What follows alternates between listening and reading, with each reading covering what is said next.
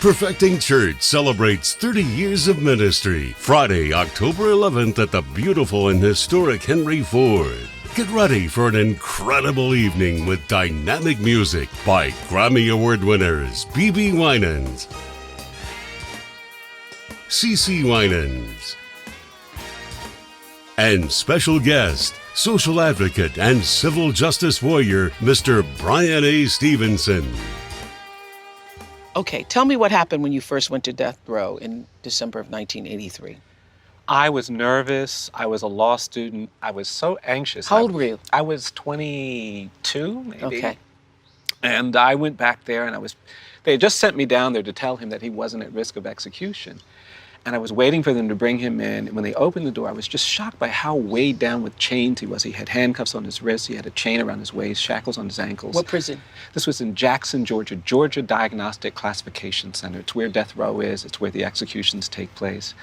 And when they got the chains off of him, he walked in, and I was so nervous. I said, "I'm so sorry. I'm just a law student. I don't know anything about the death penalty. I don't know anything about criminal law. I don't know anything about constitutional law." But when I said, "But you're not at risk of execution anytime in the next year," that man said, wait, say that again. I said, "You're not at risk of execution anytime in the next year." And he grabbed my hands and he said, "Wait, say that again." I said, "You're not at risk of execution anytime in the next year." And he says, "I can't tell you how happy I am to see you."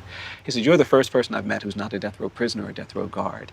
He told me that he'd been talking to his wife and kids, but he hadn't let them visit because he was afraid they would show up and he'd have an execution date. And we sat down and talked for almost 3 hours.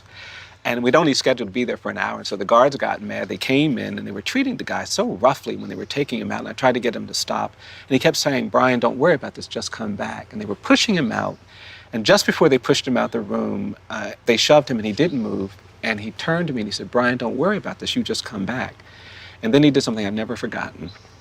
He closed his eyes, he threw his head back, and he started to sing. And he started singing this hymn. He started singing, "I'm pressing on the upward way. New heights I'm gaining every day, still I know that praying as song. I'm onward bound." And then he said, "Lord, plant my feet on higher ground."